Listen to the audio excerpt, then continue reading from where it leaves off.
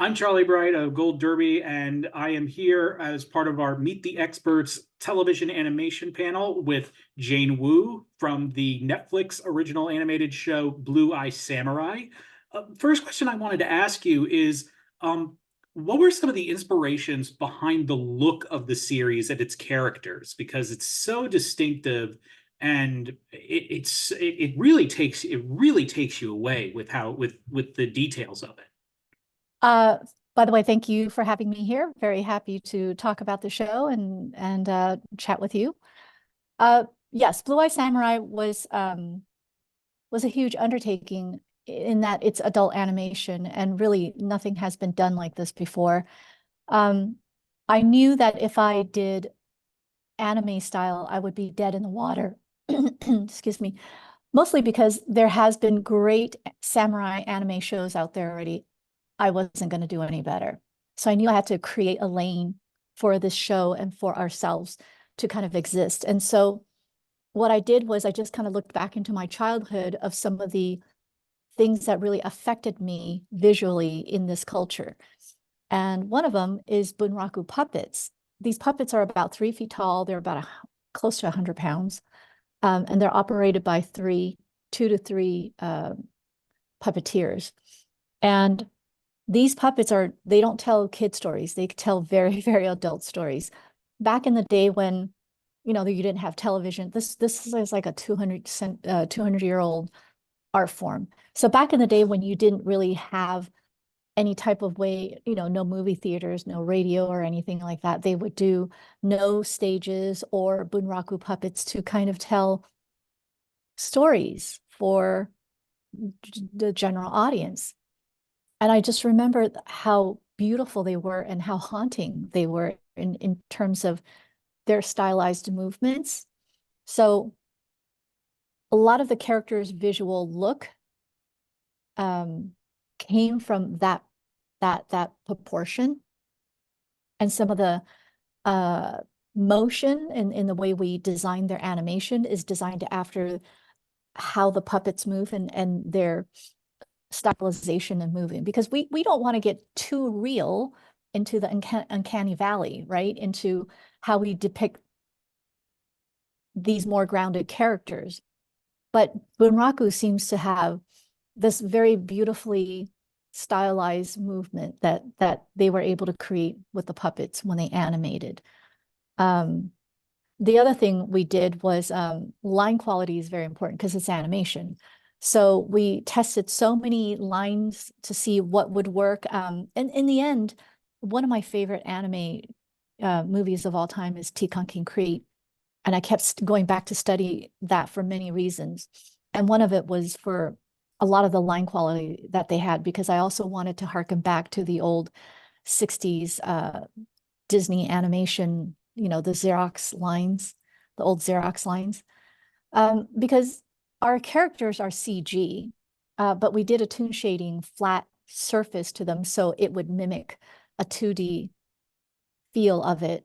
So I wanted the line quality to mimic a pencil line so that it still retains its animation, magic, if you will. In addition to that animation, the voice cast is absolutely excellent. And what I was wondering is, were there any characters for whom it was challenging to cast the right performer for? No, because when Michael and Amber wrote these, I think they wrote them with such specificity in the characters that we already knew who to go out to, and thank goodness for us. I would say just about everybody accepted our script when we went out to them. And of course, my career goal bucket list was to work with George Takei, and I was just so thrilled to be able to work with a legend like that. That's weird. I think that's on my bucket list too. Well, he's as awesome as he portrays himself to be. That makes me very happy to hear. Yeah, yeah. You were actually going into a bit about the the look of the show and the anime, but I was wondering on a more technical level about the animation that's used in the program, because you said like there's the characters are CG, but there's an animated layer on that. And It's not an animated layer. It's a 2D kind of like toon shading. So we I decided that I wanted to go with a European company to do the animation because I didn't want this to be anime. The subject itself was already Eastern, and I want, the whole entire show was based off of Mizu's character of being biracial, right? So the whole idea that she's mixed race, I just literally took that philosophy and ran with it. I have 8 years logged in animation, and I have about 10, 12 years logged in live action. So I took both of these elements and meshed together in hopefully in a seamless way that the live action aspect was also being able to mesh into the animation aspect of it. So in order to achieve some of that camera work, you had to do some CG in it. So our production is 2.5D. And we actually were animating on a antiquated 20-year-old game engine software called 3D Studio Max. So that was kind of a challenge, but we figured it out. And so the characters are all CG, and everything else is a projection map and projection. It's almost like an old school layer camera system that Disney used to do. So basically, when you move the camera, you only have about 30% of play before you kind of break your parallax and so forth. So in a way, it's done very, very traditionally. It's just the philosophy of what we're doing in terms of making sure that we lens up and have a lens progression for every single shot was something that I introduced into this pipeline that I haven't seen before, especially in TV animation. so, further about the animation, I was curious about what proved to be the most challenging scene to animate for this first season of the show. Certainly it's all the action sequences, because the action sequences are so grounded and so intense, and the camera's like spinning all over the place. Because one of the things I wanted to do was to keep the camera not moving when we were doing those dramatic dialogue scenes, because it also harkens back to the culture in the stillness and the silence of it all, and and kind of like showing strength in the stillness. And so when it came time for the action part, it was almost like that sequence where Mizu unhinged her or unbuckled her weights, and you just went and the cameras just go crazy. That way you could feel the power of the action sequences, right? So that definitely was very complicated to do because those are all real martial arts movement that the stunt team shot out and choreographed. And so the animators had to go and, do your eyeball rotoscope thing and make sure that the action aspect of it was also animated to the movements as authentic as possible.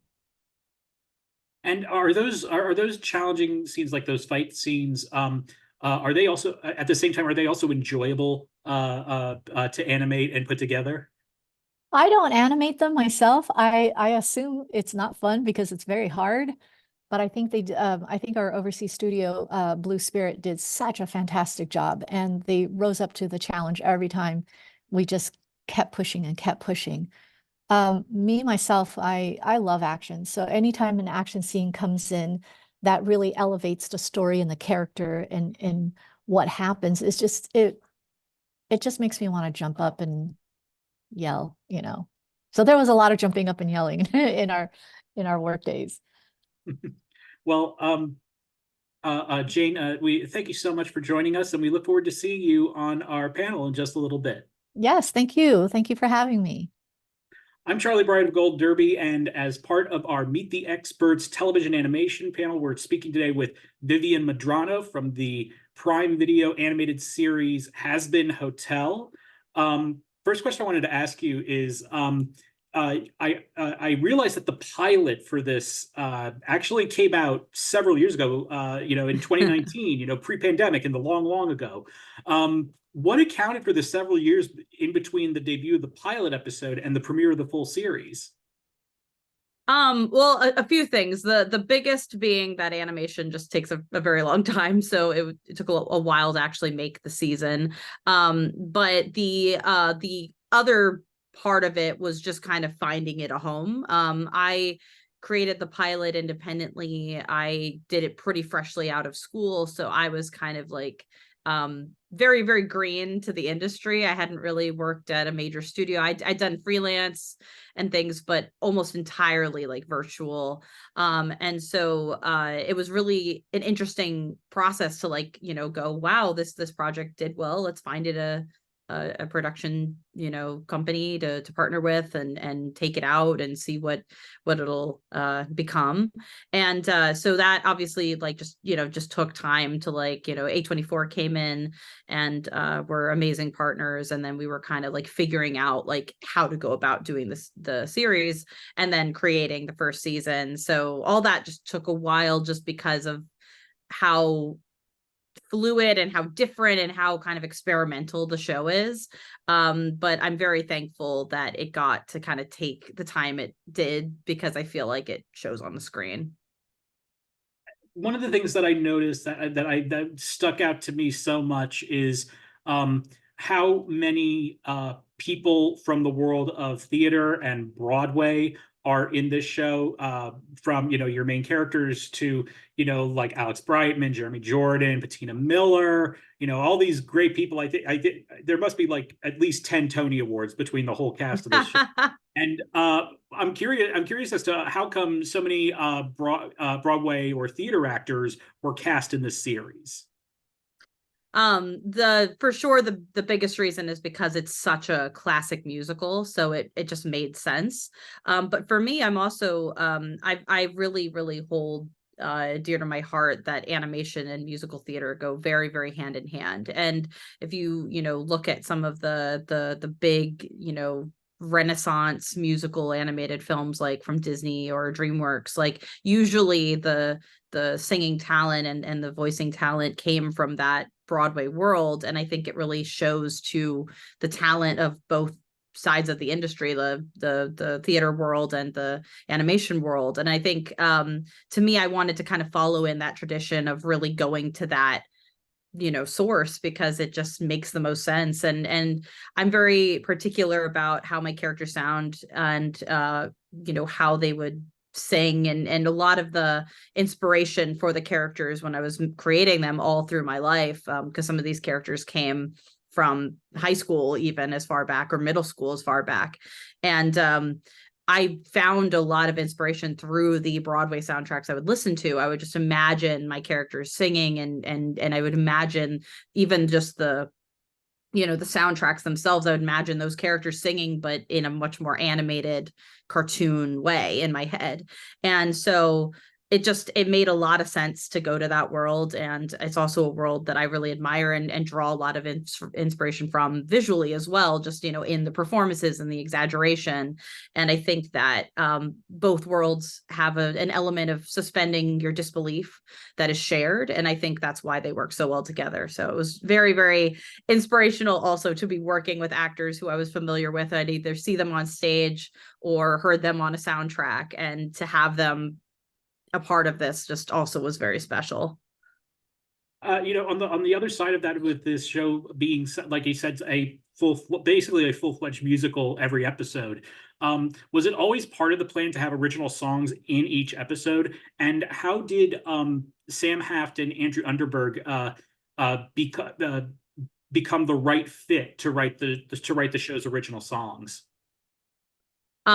Yeah, it was definitely always the plan to have music in every episode. The original pilot had about 3 songs. They were very short, but there was like an opening song, there was like a kind of middle song, and then a reprise of that middle song.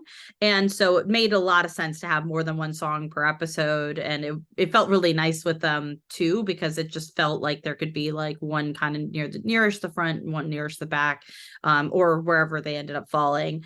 So that just made it feel very musical. And then altogether let the soundtrack be very musical, like almost like a full musical soundtrack.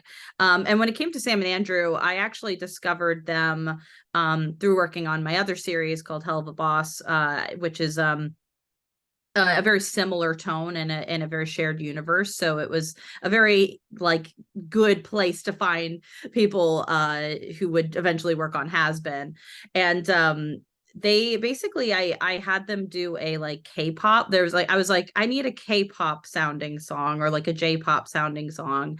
And obviously I have no idea who can handle that. And Sam, I'd already been working with, Sam Haft, and he was like, well, I have this amazing friend who's really good at this specific style. Do you mind if I bring him in to do it together? And I was like, absolutely. Like, and they made this insanely banger song, and I was like, this is incredible. And then through that, I was like, well, the episode also has another song that's kind of more like a big like pop anthem, like a big like ballad pop kind of thing. Like, do you guys want to give that one a shot? And then they did, and it was also amazing. And then through that, I kind of was like, I think this team is something very special, and I think that they work really well with each other and have an enormous like range between the two of them. And so when it came to jumping on Hazbin, I just kind of already knew what they were capable of, but they actually kind of exceeded that even with how broad the soundtrack had to be on Hazbin. So it was really incredible to have found that team, and then, had the perfect like kind of start. I already knew how to work with them, but I was blown away by what they accomplished on season 1. You mentioned your previous project, Hell of a Boss, which also delves into the wacky characters in the underworld of hell. And I'm curious as to what account what accounts for your fascination with that. I'm just curious about that. Honestly, I'm a big lover of mythos and lore and different kind of theologies or mythologies of just all kinds. And but I feel like there's certain ones that we see a lot, like Greek or Egyptian, or like like fairy tales, for example, too. Like we see those adapted a lot, and there's so many, and they're so incredible. And it's one of those things where I wanted something that I was passionate about, but also that I feel like I could really bring something to that hasn't been done before. And with Hell, and just kind of these kind of ancient texts about demons and demonology, there's actually a lot of stuff, and there's so much of it, and it's all feels very mythical to me, and very like kind of perfect for adaptation and doing my own like take on something. And I think you add in the fact that I'm also very influenced by things like the Batman Rogues Gallery, and just having very thematic, very memorable villains, and very focused on villains, and then combining that with the love of drawing creaturey. I love drawing monsters and animals and just non-human things. And then on putting that all into a blender, it just made a lot of sense. I was like, this world kind of perfectly catered for non-human villainous creatures. And then when it came to my sensibilities, though, I deeply believe in the gray of the world and not labeling things black and white. And so it just made perfect sense to me to set the story in a place that's considered the bad place, and then have a story that involves redemption, and it involves seeing that gray area of of heaven and hell in that way. So it just kind of made sense for me, because I was like, I can explore themes that I love, but also visually have fun and do my own take on kind of like something that we've seen before in media, because there's been so many depictions of hell and they're all so cool, but I feel like a lot of them kind of lean towards the kind of classic or the more like expected things, and I wanted to do something a little bit more, to my sensibilities. On the flip side of the sets, with the characters, I'm curious as to which was there a character that was particularly challenging to design? Oh yeah, I think my characters are very intricate. I actually, when we made the pilot, I kind of really love details, and I love, like, I was an animator that would just be willing to sit there and put as much detail on the characters and animate those details and have fun with that. But feasibly, it's a little complicated. So for the series, I simplified them a little bit and I made them a little bit easier to just kind of like be handled by more artists than just me. And I think the biggest challenge, it was Angel, just because he had such an iconic look and so many stripes and things like that. So he was a little bit of a challenge to simplify in a way that I felt like still captured what people enjoyed about him. But I'm very happy with what it ended up being. But yeah, I think the characters, I've had them for so long that their designs really came to me, and I've had a lot of fun with them over the years. Well, Vivienne, thank you so much for joining us, and we look forward to seeing you on our panel in just a little bit. Of course. Thank you so much for having me. This is a huge honor to be included. I'm Charlie Bride of Gold Derby, and as part of our Meet the Experts television animation panel, we are talking with Bryan Leif Hansen from the Peacock original show In the Know. The first question I wanted to ask was, what do you think made stop motion the best animated medium to use for this show?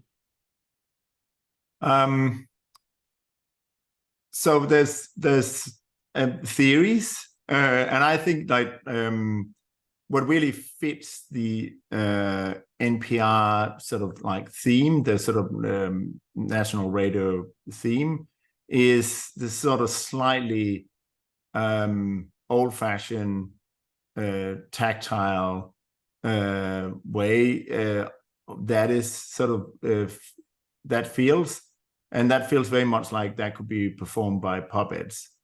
The real reason why it is puppets is because Mike Judge always wanted to do a puppet show. He originally started with stop motion, but felt it was like too difficult and too expensive, so he moved into 2D. But yeah, that's probably really why it's became stop motion. And to the look of your show's protagonist, Lauren Caspian, that's voiced by the show's co-creator Zach Woods. How did you nail down the look for Lauren Caspian? Because he has such a distinctive look to him. Yeah, so the 2D version of Lauren Caspian is done by Kevin Lofton. And that is slightly different to the three-dimensional puppet that we have, because that starts with a clay sculpt, and then you look at that, and then you change things, and then until you've got something that is more in line with Zach and Brandon is looking for. I think the original drawings were a little bit crazier, and Lauren was sort of brought into a less sort of crazy look. He still looks pretty crazy, but he became sort of more in the real world after he became a puppet. I'm curious. What sort of how is the craziness of him reduced from the 2D to the pup? He was sort of much more triangular in his face, and there was like versions of him where he said really like the forehead was like really big, like bigger than it is now, and really triangular, like really pointy chin. With the two creators of the show coming from improv background, it would make sense that while they're doing the voices, they would try out many different things with improvisation. And does the improvisational nature of some of the dialogue add any difficulty to the animation? No, I wouldn't think so. No, I don't think so. It's really nice to have something that's alive to animate to, because that's really all you have. As we all know, the characters sort of mainly comes from the piece of dialogue, and if you have great dialogue, you have much easier to create a great character. So I wouldn't think that made it difficult, but if anything, it made it a little bit more fresher, so it's easier to work with. It was like all the quirks and stuff stood out clear. I wouldn't think that made it more difficult, no. Were any of the scenes challenging to animate? Because I know that, I mean, stop motion itself is a very time-consuming art. But I was wondering if there were any scenes that were particularly challenging for this show to actually animate. I wouldn't think so. The sort of universe where these puppet lives is quite contained in the radio stations, so that helps. And I think what we did with the performance was that we let the characters, the sort of Skype, Zoom interviews, some of them, and what I think we used to our advantage was that the characters are sitting down most of the time. So we used instead of using a lot of time and energy to move the puppet around in space, because that is difficult in stop motion, we just spent that energy on the performance, which I think is great. And there is a little bit of running around and stuff, but it's quite limited, so it wasn't a huge task. Something that's difficult in stop motion, but probably in really all animation, is lots of character together, because then there's lots more work. So that's always challenging. Which if you got like 5 or 6 characters in the same shot, then that becomes time consuming. How long does it usually take to animate one episode of the show? So we did 6 episodes. They're about like 20 to 25 minutes a piece, and we did it in half a year, which is quite remarkable because there's like 2 hours of footage. But yeah, again, the fact that the characters sitting down and stuff just meant that we could make it create a lot of frames, still with like great performances, but not sweating so much the running around. So yeah, half a year for 6 episodes. So it's, yeah, and we shot. So it's hard to say how long time we spent on each episode, because we probably spent different time on each episode, and also we were shooting multiple episodes at the same time in the same studio. We had about 23 animators working on the show at one time. It seems that I'm curious as to why, what was behind the decision to keep the guests of the show in live action format and not actually animate those. I don't know the answer to that, but I think it brings a lot of. So the interviews were made by Zach and Brandon, and it's obviously Lauren is interviewing, is played by Zach Woods. And the way they did that was that they didn't introduce Zach to the celebrity that was interviewed. There was just Brandon that said, "Hi, thanks for doing this. In a moment, Lauren Caspian is going to come on screen and he's going to perform this interview." So they never met Zach Woods. They only met Lauren Caspian, which I think is, and the way that they are acting and reacting to Lauren Caspian, this silly puppet asking these outrageous questions, are just like, I think we get a wonderful performance out of them, which is, not a performance, it's just them reacting to this silly puppet, which I think works really, really well. And then afterwards, Zach came and said, thanks for doing this and stuff. So he was out of character. But yeah, so they only met this Lauren Caspian characters, which I think was a little bit of a genius stroke, because you get these reactions from the interviews that you wouldn't otherwise get if that was just Zach Wood's interviewing. Do you have a personal favorite of the interviews that were done for the series? Hugh Laurie is pretty good. I really like that performance. Ken Burns is another favorite, I think. Yeah,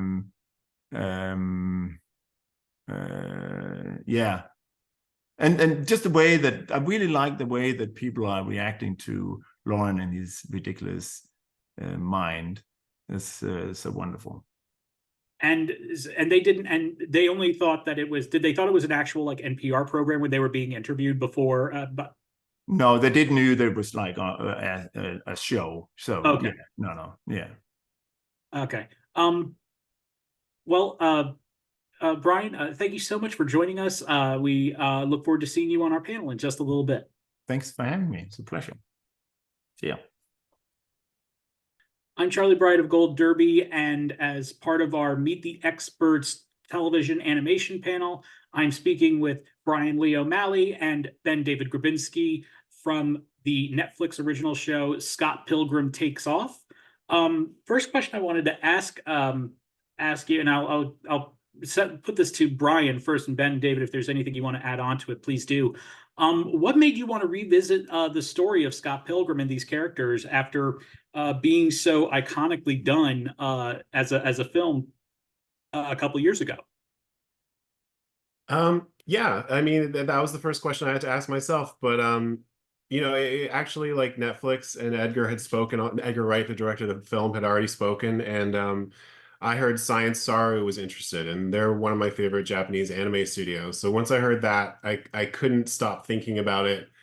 And although it didn't seem fruitful or exciting to revisit the movie, which had already been done so fantastically, like everyone would just be comparing it. So I thought, what could I do? What else could I do? And then one day I was having dinner with my friend BenDavid, and he had some really kind of out of pocket ideas, and we were joking around, and it all just kind of was right, and it became the show.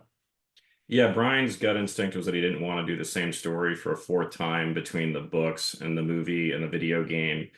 But we were both really excited about the idea of Science Saru doing something in the world of Scott Pilgrim. So I came up with some very harebrained ideas to how to shake things up and do a brand new version of the story that no one was expecting, that would also give Science Saru an opportunity to do something that just didn't feel like a cover. It just felt like a waste of everyone's time creatively to us to just have someone do the same beats again, but just in a different medium. And that was at least our intention. What led to the show having such an anime look to it? Was it because of the studio that you guys used, and why did you want that as part of the show's look and personality? I mean, we both were huge anime fans, like in high school and stuff. So the kind of 90s hand-drawn anime always appealed to me. It was a big influence on me doing the Scott Pilgrim books. So you know, like I said, I love Science Saru. I love everything that they've done. Their founder, Masaki Yuasa, is like a brilliant genius, and they've taken other properties and turned them on their heads, like Devilman Crybaby. So I was just excited to see what I could do if I was kind of playing in a larger field with them in this new medium that I never worked in before. Yeah, it was like a bucket list thing for me, but something I thought was never possible was that I get to make an anime show, because I'm a live action director and writer and producer, and I never made animation, and Bryan had never made a show. But when Netflix decided that they were going to do a series with Science Saru, a company that we had so much respect for, it was just really creatively inspiring, because it's like, okay, well, I was already a huge fan of everything they made. Like, how can I create something and write something that, you know, unleashes their imagination in the best way possible? And it tonally and stylistically felt correct, because Bryan's like artwork in his book always felt very manga inspired. and we're both just fans of those stories and like the way that they're told visually anyway. So it just felt like a great opportunity for us. And also, there's a lot of ideas that I have that usually get killed in budget form, because if the show was live action, it would cost as much as Avatar. So the great thing about this medium too is we got to think as big as possible and like not have fights that we were worried about, you know, scheduling and how difficult the stunts would be. And I'm also curious as to how did you decide where you were going to break off the story from the book and the movie? How did you make that decision? So my initial pitch, when we weren't even having a meet, like an Should we actual keep it a meeting. little spoiler vague? Are we assuming that no one has seen it? We can I keep would it assume I would assume some people have seen it, but it's up to you guys. I mean, I guess it's like we decided that the first fight, the traditional story of Scott Pilgrim is a guy meets a girl, finds out he has to defeat her 7 evil exes in order to date her. And the initial pitch was, well, what if that fight went a lot differently? And then what if the story got completely reshifted in the aftermath of it, I guess is the way of putting it. And everything came from that decision, which is that we thought you'd have the same setup, and then we would throw a gigantic curveball at the audience. And then it was an attempt mostly to try to make a show that Ramona was driving the story. That creatively to us was the most interesting idea, is that Scott has had so much time in the sun. What if we kind of let Ramona be in the driver's seat for a bit? What were some of the biggest challenges you faced as showrunners for this program? Just we kind of set the tone, and it's this weird hybrid anime, international co-production. And for me, it was all about the respect and just having that. It was like international, like, geopolitics every day, just trying to figure out who's happy and how to keep them happy, and that for me was like fascinating work. I mean, the simple, dumb answer is just scheduling. It's that we had more than a dozen very successful actors who we are using that were also in the movie, who were very happy to do the show, but they're all incredibly busy and all over the world. And figuring out how to record all of them in a schedule that worked was unbelievably difficult. And it all worked out, but there was some times where it's like one person wasn't available for 11 months, and then because they had a commitment on another show, and then a week after they're wrapping, we were doing a sound mix for like one of their key episodes. So you'd have to like shift everything to make sure that you could get that person and all of their dialogue done in time for this, when everyone else had done theirs like 11 months earlier.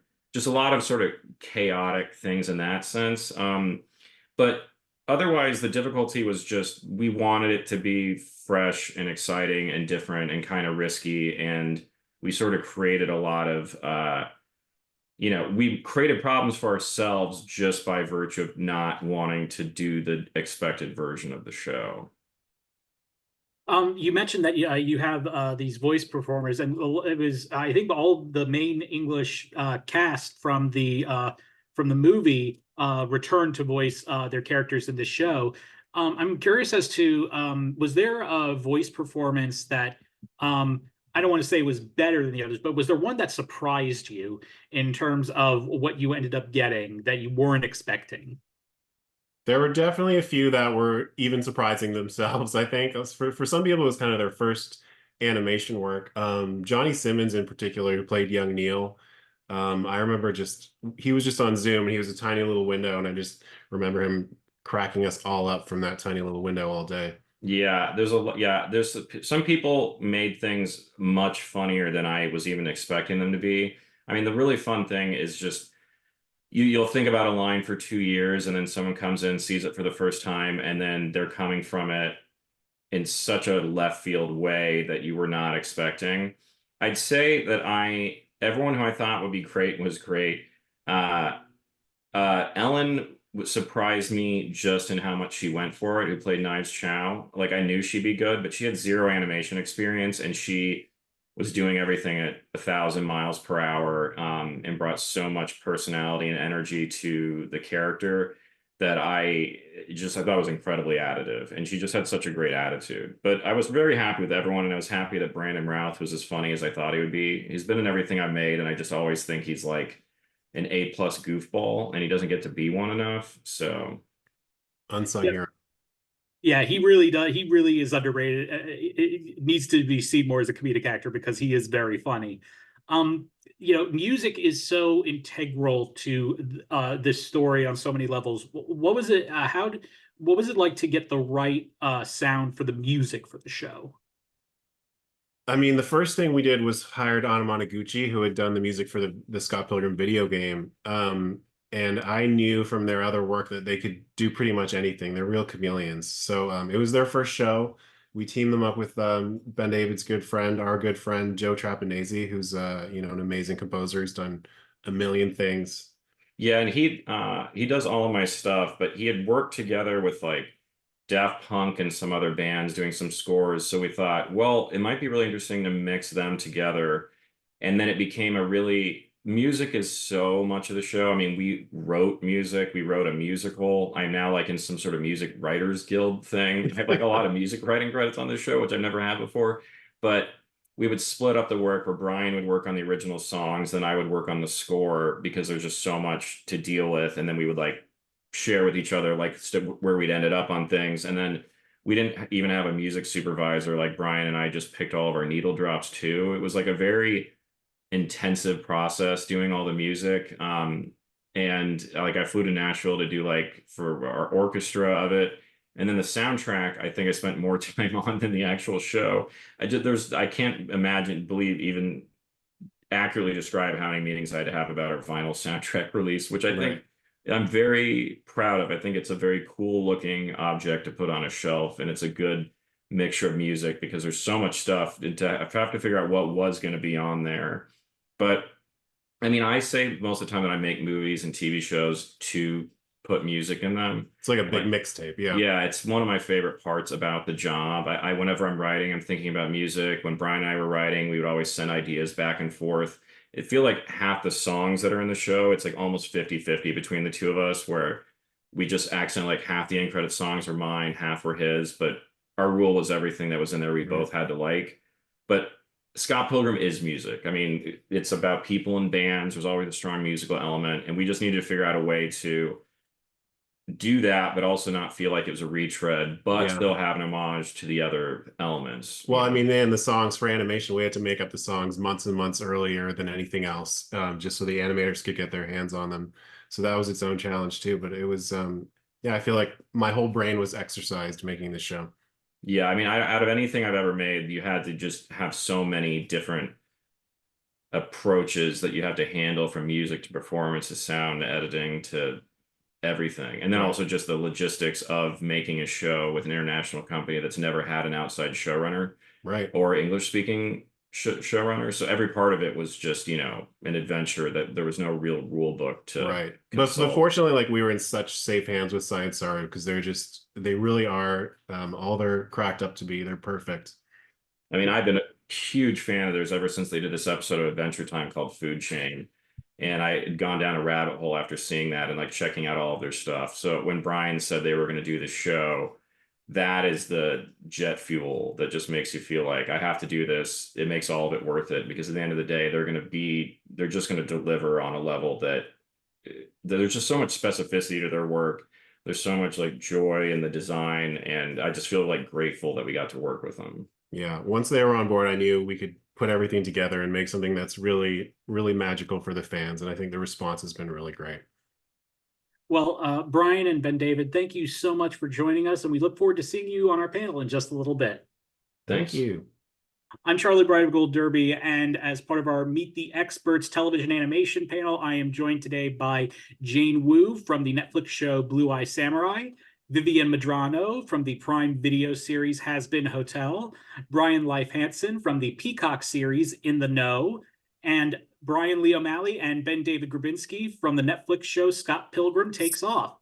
The first question, I love asking this of animation, of people in animation, and I'll throw this to you, Vivienne, first. Is I'm wondering, what was the thing that you saw in animation where you were like, that is what I want to do?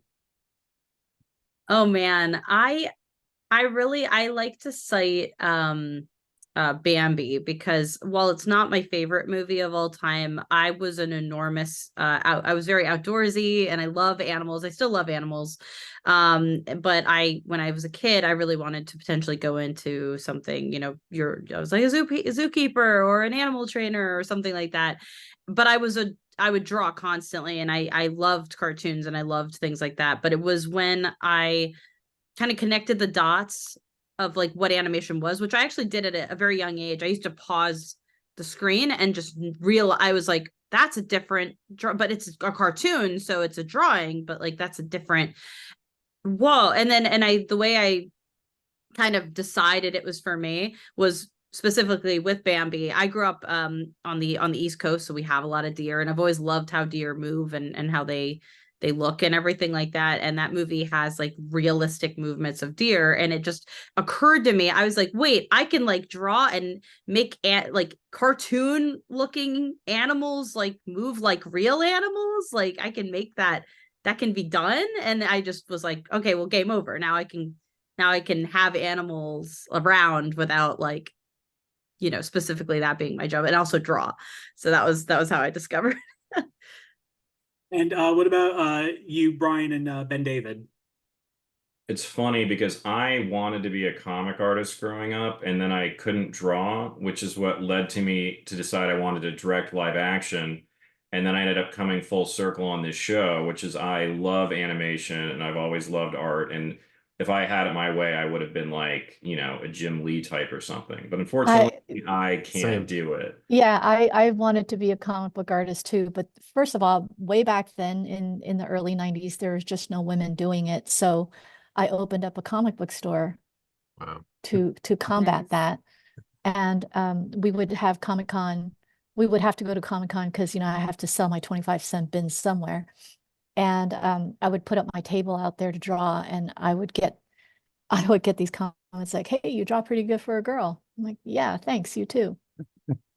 So I was always in the comic space, and I think that's my love of storytelling too. But unlike you, I actually fell into animation because of comic books. All these comic book artists went into animation, but because my stuff was so grown up there, and I don't do comedy, there just wasn't space for me to function in animation. So I left for live action and was happy in live action until Blue Eye Samurai brought me back into animation. So it was kind of like riding a bike going, whoa, oh yeah, I remember how to write this. Yes, yes.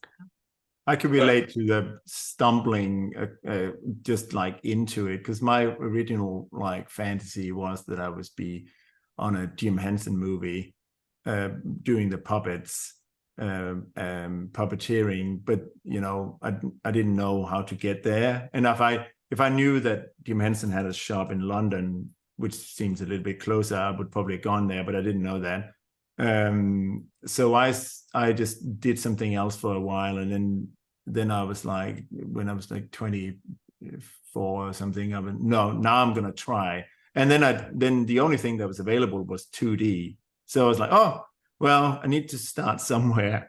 I don't know where, but like now I'm starting with 2D, and quite quickly realized that I could draw, but I wasn't good enough. I realized that probably because I had a like professional career already, I was like, oh, so this is how you're professional. So if I need to do this professionally, I need to be able to spin this character around without hesitating, and I can't. So I might just finish this course and see what else is out there. And then suddenly I just stumbled over some stop motion people, and they brought me in, and I stuck. I never moved on to the big puppets, but maybe one day.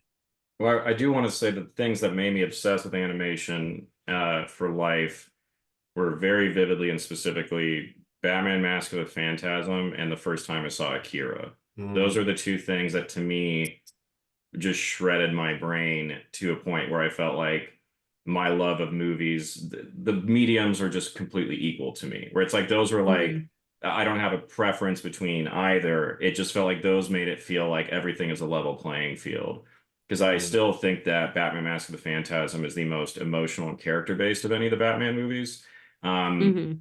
And then Akira just was like a laser went through my brain. Right. I'll never forget exactly how I felt when the end credits started and they said the line and the music kicked in, and the rest of my life forever will be chasing like that feeling. Yeah. Like those are the two things that for me made me think that like animation was the shit.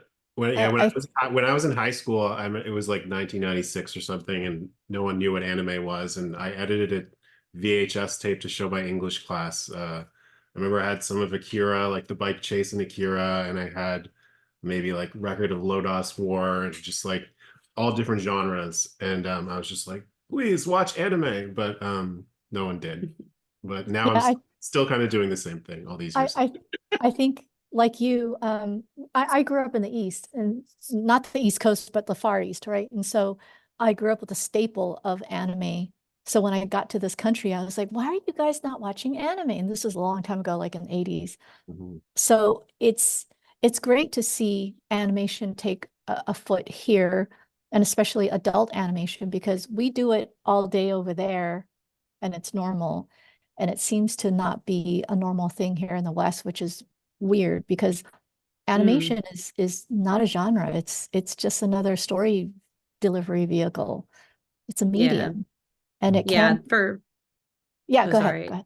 So I was gonna say, to piggyback off of that, what I love is yeah, being in the adult space, but having a style that's more associated with younger audiences, is just more like cartoony and appealing and round and like, kind of expressive, I guess, was a bit of a challenge, because I think that was one of the things, is that this industry is so used to like putting animation, especially like expressive fluid animation, in the box For kids. Yeah. kids, Yeah. or having it have to be very action and very specifically like a little bit more anime looking, for it to be like, okay, well, that now it's allowed to be darker and edgier because anime has been that way for so long, which is why I think it's so cool. Like, but it's like I'm hoping to see more like varied styles go that direction, like anime that is so broad, because it's able to tell all these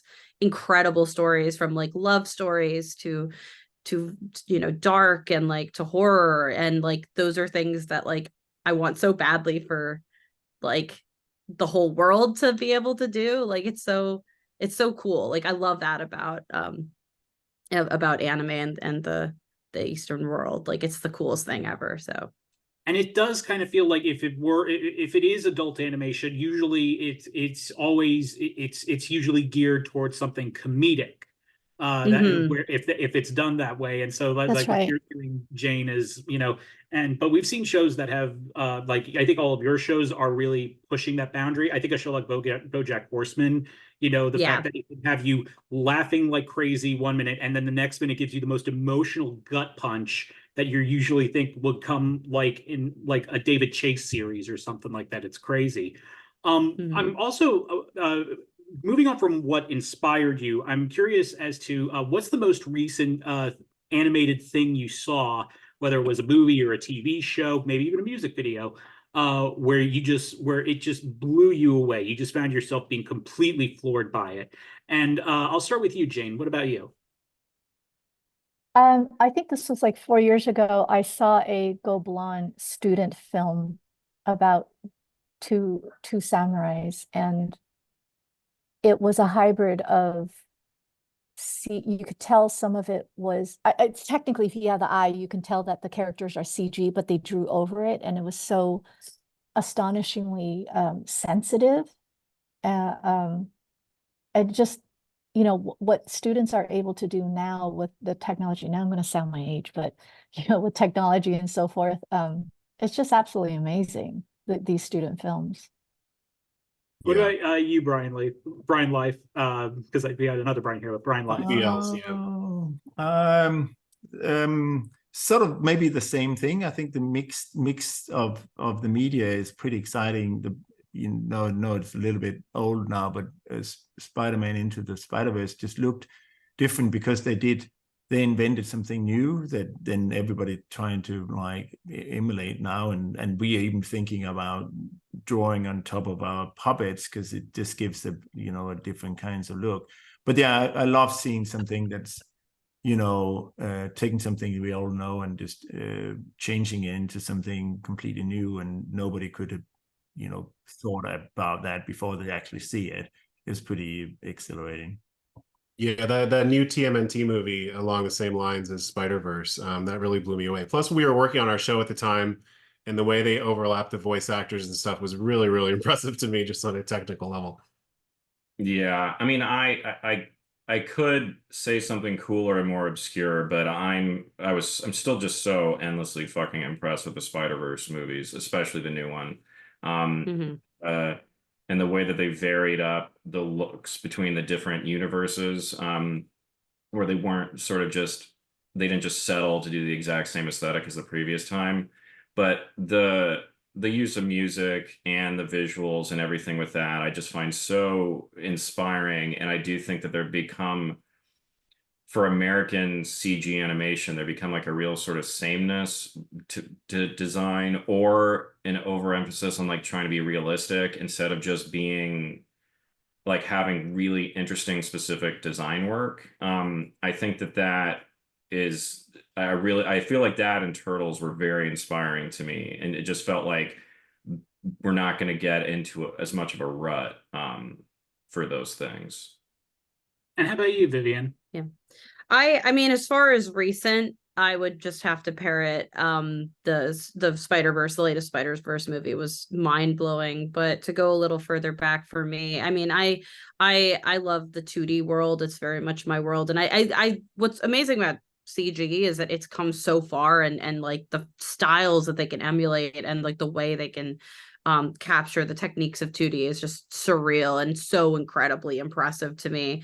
But I really love the two that really, like, I think just influenced me really, really heavily, just seeing how they were, like, how incredibly visual they are, is I really loved the Rise of the TMNT. It was one of the Ninja Turtle iterations done in 2D by Flying Bark, and it's some of the most impressive hand-drawn like action animation I've seen, like outside of anime, and like it's so stylish, and I think it's very, like, the colors are so vibrant, so like that's something that really like stood out to me and was like a huge like later influence. Like, it feels like whenever we're like wanting to do action, we're like, can this be kind of Rise of the TMNT core, like, can it be a little bit like, because it was very impressively done. And I also adore the techniques that were mentioned earlier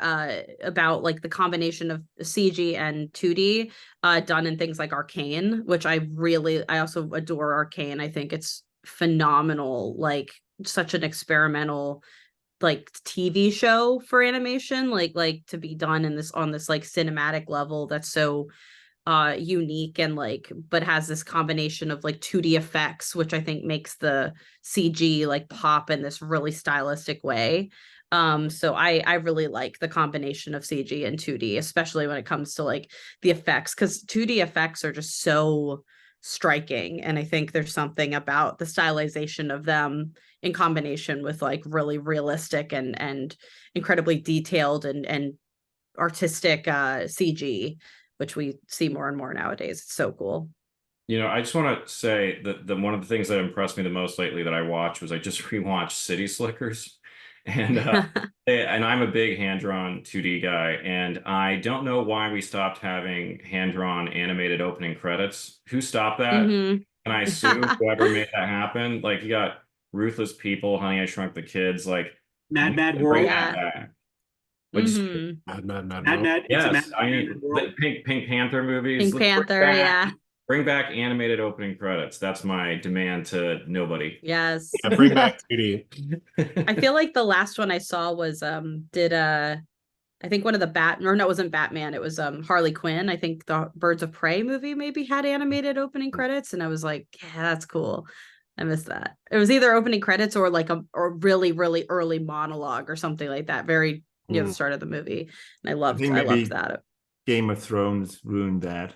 Now everybody They want the slow Yeah, dramatic stealing from opening. Yeah, everyone wants a map and some really dramatic music over it. Oh, here's You're the stealing location from where me, episodes will take place. Ooh.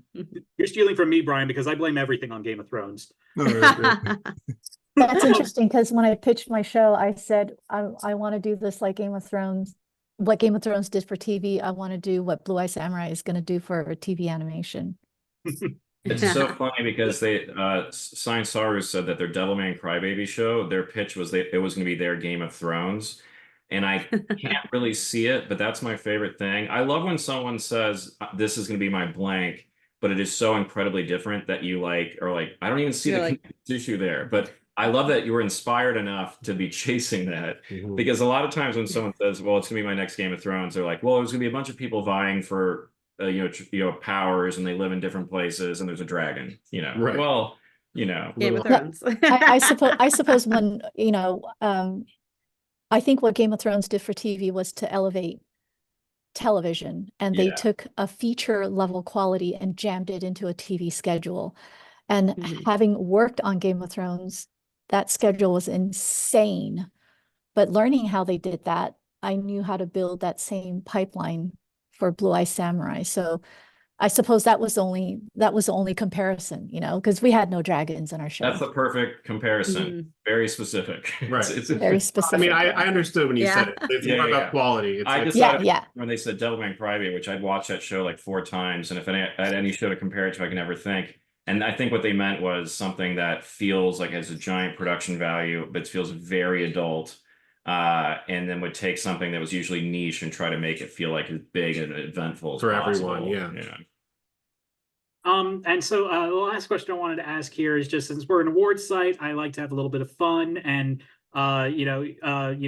if by any chance your name was to be your program's name was to be called on Emmy night, what is the music you would want playing as you made your way up to the stage?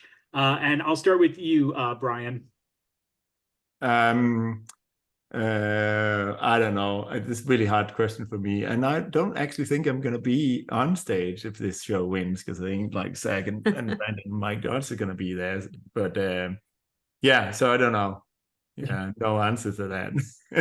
Probably some big brassy kind of show music. Yeah. And what about you, Brian, and BenDavid? You got one. I mean, obviously it'd be All I Do Is Win by DJ Khaled. Could go really generic and play We Are the Champions by Queen. That would work. Or I'm Sorry, So Sorry, that would work. I don't know. There's a bunch of great ideas. Probably All I Do Is Win. That would be it. Yeah, I would probably play that opening music from the Scott Pilgrim movie, that We Are Sex But Bump, because it that's good. It still blows me away. I had nothing to do with United States of Whatever would be good. Oh, that would be good too. And Jane? Mizu's theme from our show, or BTS Mic Drop. Yeah. The Steve Aoki remix. Yeah, for sure. Hell yeah. And what about you, Vivienne? Probably more realistic, probably would find something fitting from the show because it would represent the show. That's probably the realistic answer, but the personal answer would be a little corny. I really love the song A Million Dreams from The Greatest Showman, which is a musical film that I really enjoy. I saw it like 7 times in theaters, so I feel like I feel like sentimentally I think that's a pretty song and a fun song to represent. Well, Jane, Vivienne, Brian, and BenDavid, thank you so much again for joining us. We wish you all the best over the next couple of months. Thanks. Thank you so much. Thank you so much. Thanks, Thank you so everybody. much for having me.